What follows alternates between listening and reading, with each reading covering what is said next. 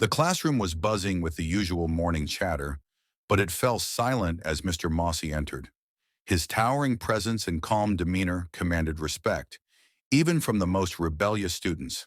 Today, however, the air was heavier than usual. Something was brewing beneath the surface, unspoken tension that clung to the walls like humidity before a storm. John, the star athlete and class troublemaker, lounged in the back row with an arrogant smirk. He tossed a crumpled paper at his desk mate and sneered, "Bet the old man's gonna preach about how we're all equal again." Laughter rippled through a small group around him. Mr. Mossy adjusted his glasses, his sharp eyes meeting John's for a brief moment. He had heard the comment, but instead of reacting, he set his books down and began writing on the board. What defines courage? Mr. Mossy was no ordinary teacher. A former civil rights activist, he had scars, both visible and invisible, from battles fought in courtrooms and on the streets. Now in his mid-50s, he had traded picket lines for chalkboards, determined to shape young minds. John, on the other hand, was the product of a household where racist slurs were dinner table conversation. His father's disdain for people like Mr. Mossy was no secret, and John had inherited that prejudice. Yet beneath his bravado, John was a confused 17-year-old, torn between his father's beliefs and a world that increasingly challenged them. The classroom was a microcosm of America, diverse but divided, full of potential but plagued by old wounds. "John," Mr. Mossy said after a brief pause, "what's your definition of courage?" John leaned back in his chair, crossing his arms. "Courage is standing up for what you believe, even when people don't like it." A murmur spread through the room. Some students nodded in agreement, while others exchanged skeptical glances. Mr. Mossy smiled faintly. "Interesting. And what if what you believe hurts others? Is that still courage?"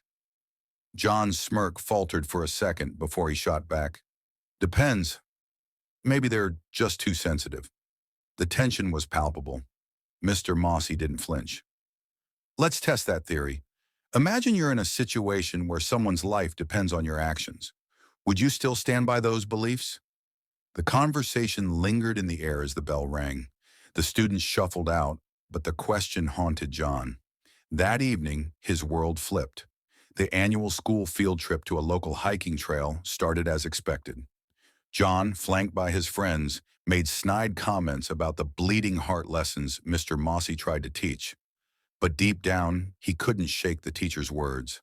The group reached a narrow cliffside trail, where loose rocks made the path treacherous. Suddenly, John's foot slipped. He tumbled down the slope, clinging to a fragile branch as his screams echoed through the forest. Teachers scrambled to call for help, but the area was too remote for immediate assistance. Mr. Mossy, who had been walking ahead, rushed back.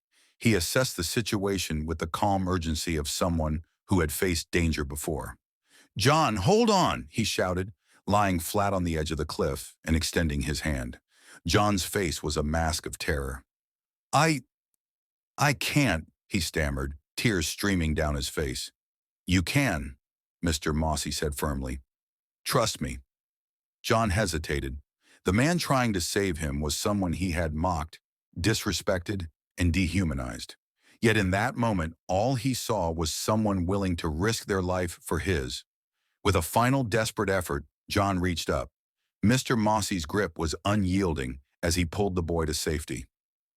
Justice and accountability. Back on solid ground, John collapsed, gasping for air. His friends stood in stunned silence, unsure of what to say. Mr. Mossy knelt beside him, checking for injuries.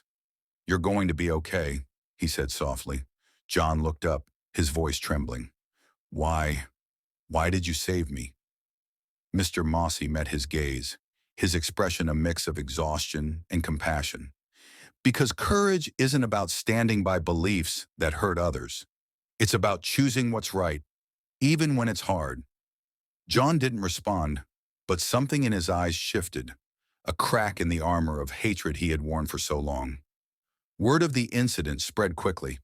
The classroom, once divided, now buzzed with conversations about bravery, forgiveness, and change. John returned to school with a quieter demeanor. He started sitting closer to the front, listening instead of mocking. During a class discussion weeks later, John raised his hand. Courage, he said, is admitting when you're wrong and trying to do better. The room fell silent, just as it had the day Mr. Mossy saved his life.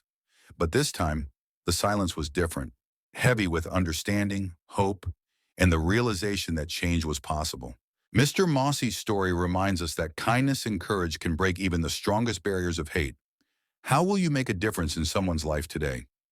If this story moved you, share your thoughts in the comments below.